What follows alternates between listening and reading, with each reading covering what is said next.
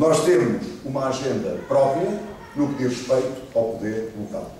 E também deve ser muito claro, que nós não aceitemos que qualquer reforma administrativa em Portugal possa colocar em causa a identidade das freguesias portuguesas.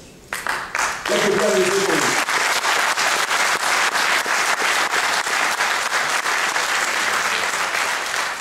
Quero ser muito claro. Eu disse, em junho, que não aceitava que houvesse extinção de concelhos em Portugal. E expliquei porquê. Considerava que uma coisa é diminuir a despesa, é racionalizar a utilização dos dinheiros públicos, outra coisa é dar cabo da nossa identidade e da nossa história.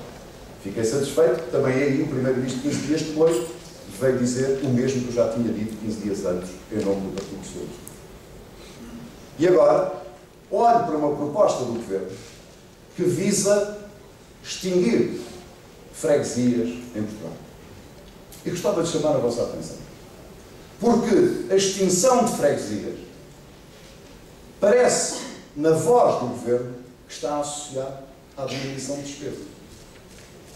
Ora, eu considero que é importante diminuir a despesa, mas para isso não há necessidade de extinguir freguesias que têm anos de história e fazem parte da nossa identidade. Não é preciso.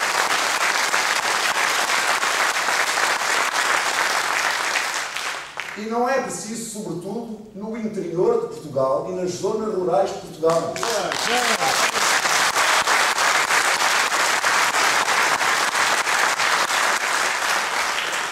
E só quem não conhece essas freguesias onde vive tão pouca gente é que pode dizer o contrário. Porque nessas freguesias já levaram um médico, já levaram um professor. A única coisa que resta de contacto com o Estado é o presidente da junta de freguesia. E nós não podemos abandonar essas pessoas que deram anos de anos de vida à nossa região, à sua terra e ao nosso país. Não temos o direito de os abandonar. Não temos o direito de os abandonar. Até porque a maior parte dessas pessoas são pessoas que já têm uma determinada idade. São pessoas reformadas, que precisam do apoio e precisam de sentir alguma segurança. E é por isso que nós não podemos aceitar que o único critério para reformar as freguesias em Portugal, a reforma administrativa, seja o critério da quantidade, do número de pessoas. E aqui está um exemplo daquilo que dissemos no Congresso. Para nós, as pessoas estão primeiro. Não são os números que estão primeiro. Isso é para este governo. Para nós, são as pessoas.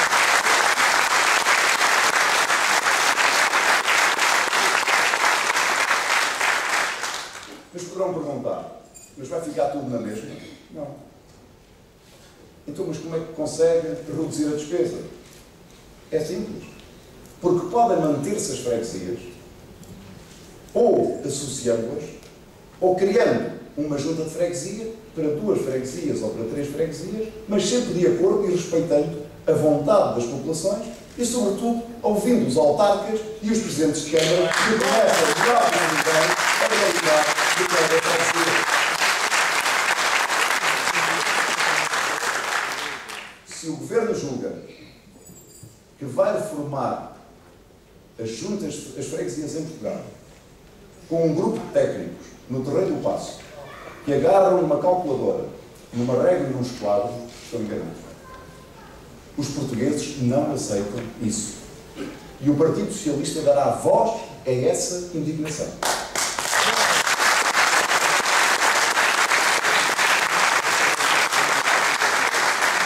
O Partido Socialista está disponível para cooperar, para trabalhar, de modo a que se respeitem as pessoas, que se respeite a sua história e a sua identidade e, simultaneamente, seja possível, através da racionalidade na gestão dos dinheiros públicos, conseguir continuar a prestar serviços de qualidade às populações, mas com uma melhor organização.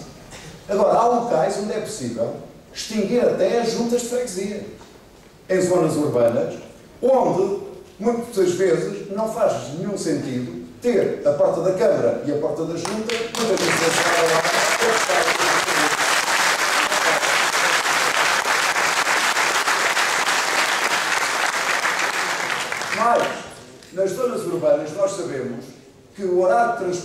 de transportes públicos é um horário que facilita a mobilidade das pessoas, para se deslocarem, para irem às repartições públicas tratar dos seus problemas. Mas também nós sabemos que é muitas das vezes no interior e nas zonas urbanas onde há mais dificuldade, porque muitas das vezes só há um transporte público de manhã e outro à noite ou ao final da tarde para regressar a casa. Por isso nós dizemos ao Governo, conheçam o país antes de apresentarem propostas. Respeitem as pessoas. Isso tem a ver, meus caros amigos, com sensibilidade social. Não fazer cortes secos, olhar para as pessoas, perceber as suas dificuldades, dar-lhes respostas, não as abandonar. Infelizmente, este Governo, nestes 100 e poucos dias que já tem de governação, não expressa essa insensibilidade social apenas nesta proposta de reforma das freguesias. Olhemos para o subsídio de Natal. Nem quero discutir se era necessária essa receita ou não. Mas um Governo, quando precisa de receitas, e é discutível se precisa dela, lança um imposto extraordinário. Nós perguntamos, se lança um imposto extraordinário, deve ser sobre todos os portugueses. Não. O Governo lançou um imposto extraordinário apenas sobre uma parte dos portugueses. O que seria lógico era que nós perguntássemos, lançou sobre aqueles que têm mais dinheiro? Não, fez o contrário. Lançou sobre aqueles que têm menos dinheiro. Isto é, lançou sobre aqueles que vivem dos rendimentos do seu trabalho e que vivem da sua pensão de reforma a que têm direito. E quem é que deixou de fora? Deixou de fora aqueles que vivem dos dividendos, das mais-valias, do capital. É justo? É justo que um trabalhador que ganhe 700 euros tenha que contribuir para esse imposto extraordinário e que um acionista que receba 2 milhões de euros, ou menos, não faça um esforço para poder contribuir? Aqui tem um exemplo de injustiça e de insensibilidade social. E o que é que o Partido Socialista fez? Não ficou apenas pela crítica. Apresentou uma proposta.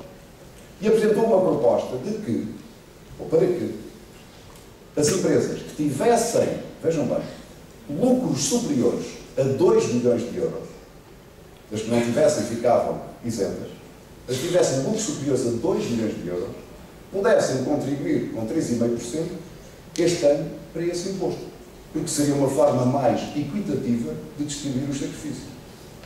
E com esse dinheiro, sabem o que era possível fazer? Se as empresas pudessem contribuir com esses 3,5%, sabem o que era possível fazer? Não aumentaria, como aumentou ontem, o preço do gás e da eletricidade para as famílias portuguesas. Porquê? Porque, ao contrário do que muitas das vezes dizem, o memorando da Troika não prevê aumento do IVA sobre o gás e sobre a eletricidade para o ano 2011.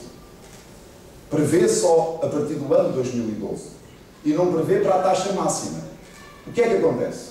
Cada uma das senhoras e dos senhores que estão aqui nesta sala, ou dos portugueses que nos estejam a ouvir, pagava um IVA sobre o gás e a eletricidade de 6%. E a partir de ontem, por opção deste Governo, vai passar a pagar 23%. Estamos a falar de um aumento de 280%. 280%. E por isso, quando o Governo vem dizer que há uma série de portugueses que vão ficar, e bem, isentos desse aumento, nós o que devemos dizer é que oferecemos ao Governo uma alternativa para arrecadar mais receita e deviam ter ficado todas as famílias e todas as empresas isentas do pagamento em outubro, novembro, dezembro, desse aumento, com a verdade e com a velocidade.